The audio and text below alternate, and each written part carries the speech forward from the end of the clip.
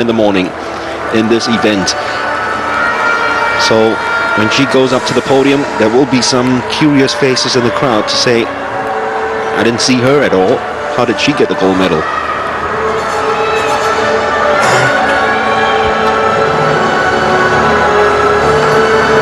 So the swimmers come out for the 800 meters freestyle for women. And the penultimate race of day 4 of competition. Reza Dewi already a bronze medalist in the 200 individual medley earlier. Lane 1 is Rosalie Santa Ana of the Philippines, who did not qualify for the 200 fly final. Ammiga Himathongkom of Thailand, already second in the 400 meters freestyle. She's in 2. Rachel Singh, who finished 5th in the 400 freestyle.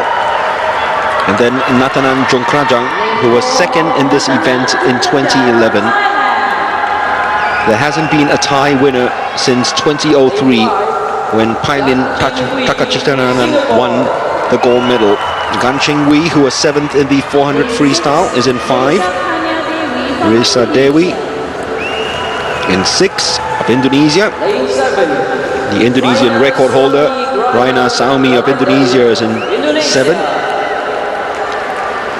She topped the national record by finishing 2nd at the 2016 ASEAN University Games. And Angela Ching of Malaysia is in lane number 8. So remember the time to beat, 8:35.55.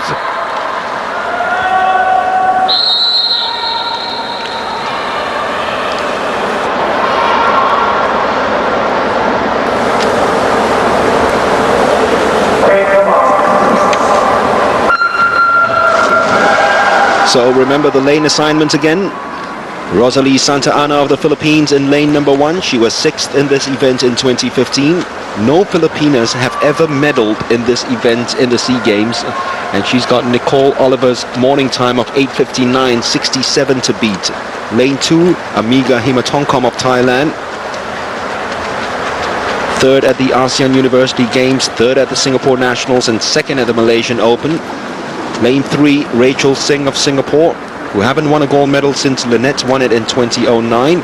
Her personal best 9:01.20 this year, and she finished 1st at the Singapore National Age Groups. Natthanan Junkrajang, who is in the lead from Thailand, the experienced head in the field, and a lady who finished 2nd in this race in 2011.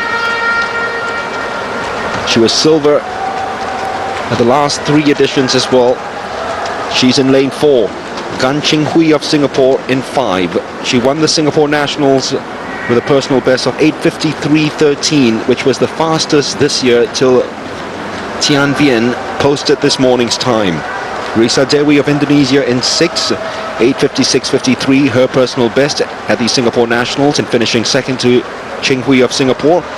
Raina Saumi of Indonesia in 7, of course. She was 3rd in this event in 2011 and the Indonesian record holder. And Angela Cheng of Malaysia in lane number 8 from Sarawak.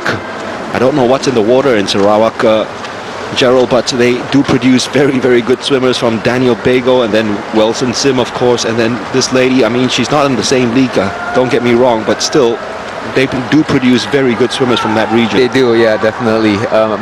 Wilson obviously is the current one that's, you know, everyone thinks of when you think about Sarawak swimmers. So like we're looking at Junkrajang right now. I mean, we were just looking at her age. I mean, she's 31 years old, which makes her the oldest in the field. She's actually double Ching Hwee, who's on lane 5, right? Ching Hwee is only 14 years old. Well, it's an event usually for the younger swimmers, isn't it? The 800, the 1500. I mean, you look at the likes of Casey Ledecky, who is probably the best ever in terms of long distance swimming around the world. She was such a young girl, just 15 when she first won her Olympic title.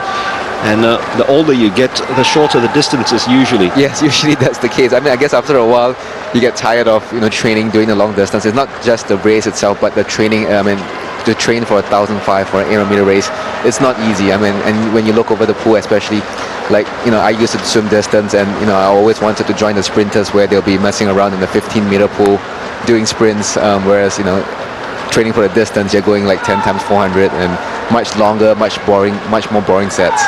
Well, the two Thai ladies lead the field as Natthanan Junkrajang using her experience to go slightly ahead of Ammiga Himathongkom, and then Singapore at the moment in third and fourth. But remember, this will not be the final results because we have to combine it with what happened in the morning. 0.014 seconds, the difference between Himathongkom and Junkrajang, and Rachel Singh turning in third spot just ahead of compatriot Ching Hwee. I think there's already like a 4-second difference from this morning versus Tian Van's time at this 300-meter mark.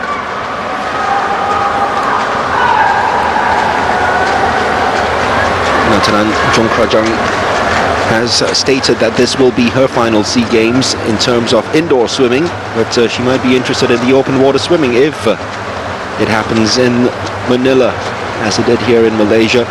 Her teammate, who was a silver medalist at the last Games, Benjapan Srivamonton, actually took part in open water swimming this year instead of defending her silver title from 2015 in this event. And it's Himathongkom who is just slightly ahead of Natthanan. The both of them have trained together over the last couple of years in Bangkok, and I'm sure know each other well enough in terms of pacing and what they're supposed to be doing. And they don't have Tian Vien in front of them to chase either. So it's Himathongkom who's taken the lead over Junkrajang. Rachel still maintains her third position, and Ching Hwee maintains her fourth position. And it's the swimmers outside, Ching Hwee, Risa Dewi and Reina Salmi, the two Indonesians who almost turn at the same time.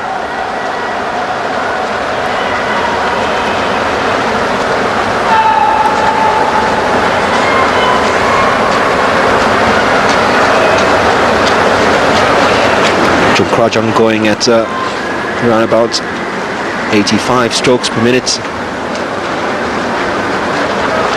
All of them, of course, always wanted to ask this, Gerald, when it comes to the long distance races, whether it's the 800 or 1500 meters freestyle, when do you start changing that 2-beat kick into a 4 or a 6-beat kick, or do you ever engage a 6-beat kick? I think the last 50. That's the only time you want to do it. I mean, everyone has got different strokes, different strategies. You know, some people like to go out hard. Like for example, Grant Hackett. You know, he used to go out really quickly on the first 100 and basically just try and hang on, which he did very well, right? He's got a lot of easy speed, and that's why he could go out quick for the first 100, first 200, and then hang on for the next 1,300 meters, which was very easy. And then you've got some other swimmers, maybe like Sun Yang, or you know, some of the other swimmers where they tend to like to hold back a little bit and then go fast, negative split, the longer distance, where they split quicker in the second half than they do in the first half. Well, the swimmers are definitely using that 2-beat kick for the moment, as Himathongkom leads over Junkrajang, and Ching Hwee now slowly closing the gap on Rachel Singh. In fact, the Indonesian Reina Salmi has also closed the gap on the two Singaporeans for third spot for this timed final. And they need to get their skates on in order to catch the tie, because if they're not going to lose to the two ties, most likely they're going to be out of those medal positions, having seen what Tian Vien has done this morning.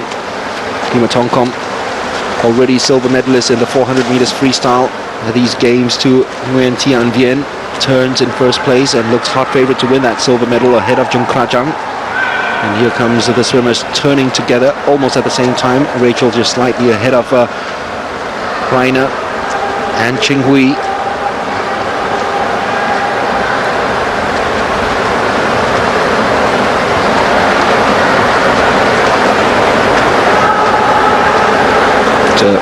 Very quick stroke rates by Ammiga Himathongkom, using a lot of upper body strength in the early part of this race from her. Yeah, she's quickened up her pace a little bit, because I think we've only got 150 meters more, so that pretty much answers your question, Mark. You know, when do you start picking it up? And they've only got 3 more laps to go, so you see her quicken up her strokes, quickening up her kicks as well. But looking at the splits right now, they're just fighting for second place. You're absolutely right. 8:35.55. I don't think any of them would even break 8:50, the rate they're going at the moment. 8:50, sub 8:50. Only 4 swimmers have summited in the history of the SEA Games. Himathongkom gets the bell and heads home, hoping to go below the national record of 8:43. That's going to be very hard to beat, though.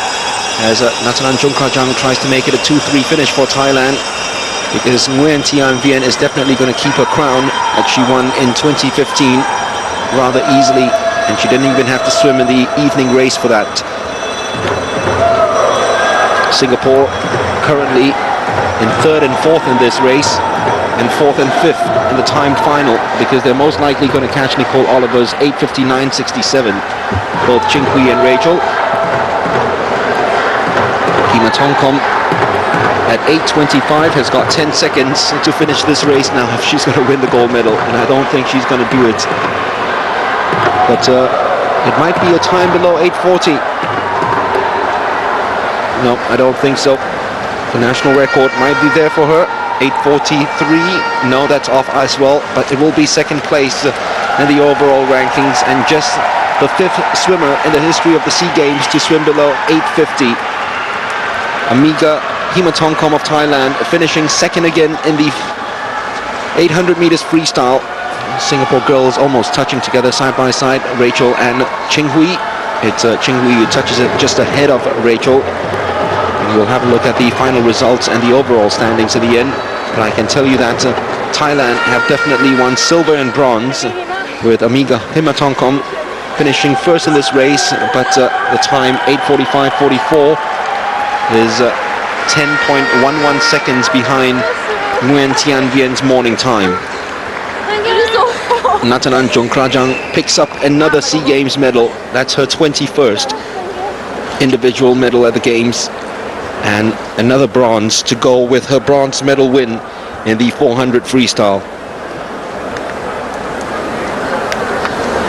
So the two Thai girls who swam the early part of the race run about 86 strokes per minute. They almost matched each other in terms of their stroke rates, and Himathongkom, I was just about to say, when Gerald was talking about picking up those stroke rates at the last part of the race, suddenly jumped by almost 10 strokes per minute in the final 100 meters. It's a race that is very punishing, we all know that, but it's as much in your head as it is in your body, and sometimes it's very hard when you're in the pool and you're swimming to actually remember what your tactics were before you even plunged in. Yep. I mean, for me, if I swim the 800 meters, I typically like to break it out into look at it as 4 times 200 meters and try and go faster every 200 meters. That means making your first 200 the slowest, and then your last 200 the quickest. So that's one way that you can plan your strategy out, and that's typically how I like to do it. If I swim, because I found that the least painful, I mean, it's always painful, but the least painful way of doing a long race like that. Likewise for the 15